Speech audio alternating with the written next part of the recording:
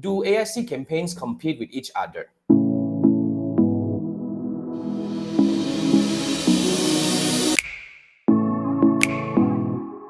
So let's say you are running different ASC campaign and testing different creatives. All campaigns runs with the same location targeting.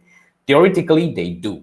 But okay, here's the thing. Whether they are competing among each other, I mean, theoretically, like I say, they will compete among each other if they are given the opportunity. But having said that, it really depends on your audience targeting. Let's say if you're doing a location audience targeting, my question is how big is the location? Say, for example, if you're targeting Malaysia, we have about 30 million Facebook users or Instagram users combined. So you are actually targeting quite a broad audience. Let's say if you're not doing any detailed targeting, let's say you go broad, just like a 30 million users, that allows you a little bit of runway. So when your audience is bigger, theoretically, even there will be competition among each ad sets and campaigns.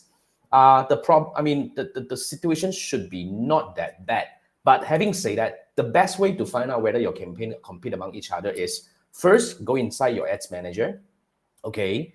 And then after that, go for a 7-day to 14-day state range. I think 7 days is ideal usually. So if you go for 7 days and then you combine all campaign together and look for the frequency data.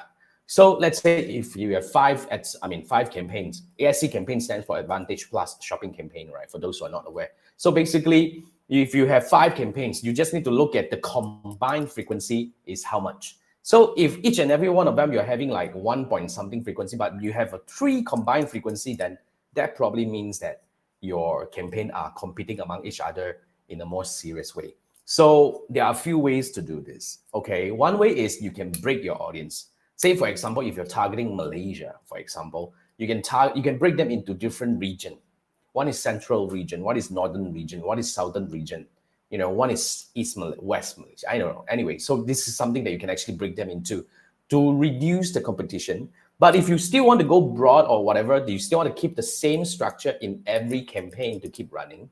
The second way to do that, okay, is to apply exclusion. So when it comes to exclusion, it's very straightforward, right?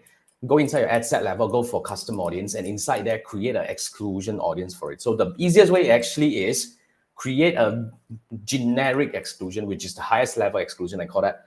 Usually, you can exclude people who have engaged with your Instagram and Facebook. I mean, we will actually have to create 2 different custom audiences for that. So if they engage with your Facebook or Instagram in the last 30 days, unless you have a super active Facebook or Instagram account that a lot of people are engaging with you, but theoretically, these will be people who have seen your ad, click on your ad.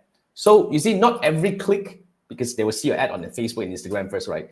Not every click will go to your website or your landing page, but at least they click, we can already push them away from seeing the same ad. So that can help you reduce your frequency to the minimum level. But always remember, ASC theoretically takes care of the retargeting. So sometimes we can tolerate the frequency to go higher. So my rule of thumb is very simple.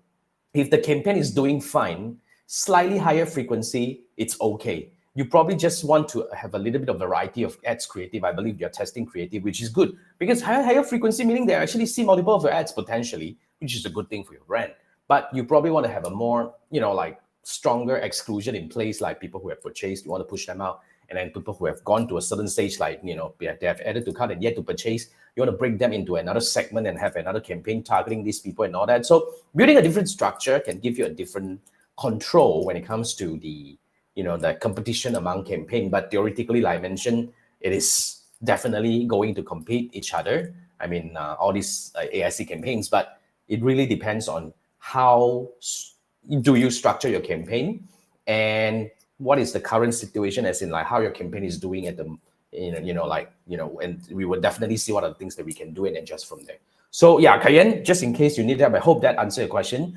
But I believe we can look at a lot more things if you, we can dive into your campaign and start looking at different things. But definitely, that's how you can control your competition among campaign. But I say it also depends on your campaign structure, your other metrics, and see how do they react among each other. And there are certain things where we can look into. So if you need help diving into your Meta Ads campaign metrics and try to build a plan for you to potentially take your campaign to the next level, scan this QR code and you will be able to book and pay for a 30-minute or 60-minute one-on-one Zoom call with me. And with that, bring your screen, share your screen, I would take over. We would actually dive into the data and, like to fix whatever that we need to fix and to build a plan.